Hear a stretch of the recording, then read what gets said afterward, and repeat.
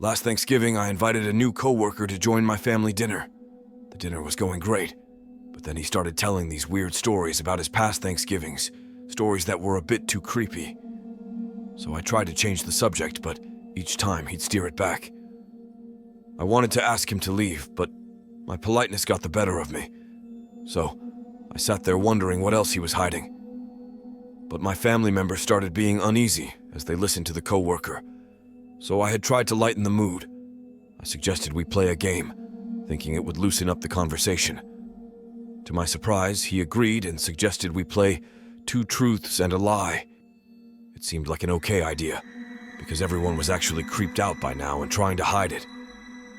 So we went around the table, sharing some anecdotes and made up stories. Everyone started to look relaxed again. That is, until it was the coworker's turn. The first thing he said was something about his childhood pet. Don't really remember what it was. Something about it running away. The second was a fact about his college days. Said that he was the team's quarterback. But the third thing he said sent a chill down my spine. He said, I once had dinner with a family, and by the end of the night, they had all vanished without a trace. So everyone laughed nervously, assuming it was his lie. But then he looked at me and he said, Your turn to guess which one is the lie. I didn't know what to say, but before I said anything, someone knocked on the door. I went to see who it was. My heart was pounding. So I opened the door and there was a police officer. He asked if we saw the coworker. Said that the police needed to ask him some questions about several missing persons.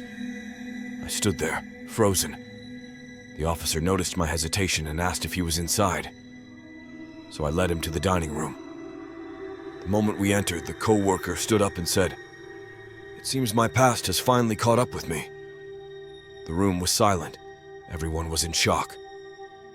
The officer moved to arrest him, but before he could, the coworker began to laugh.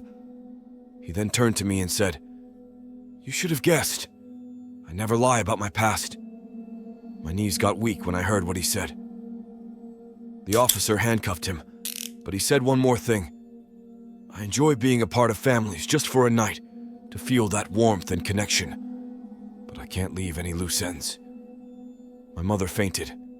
I felt sick with fear. I invited a murderer into my home.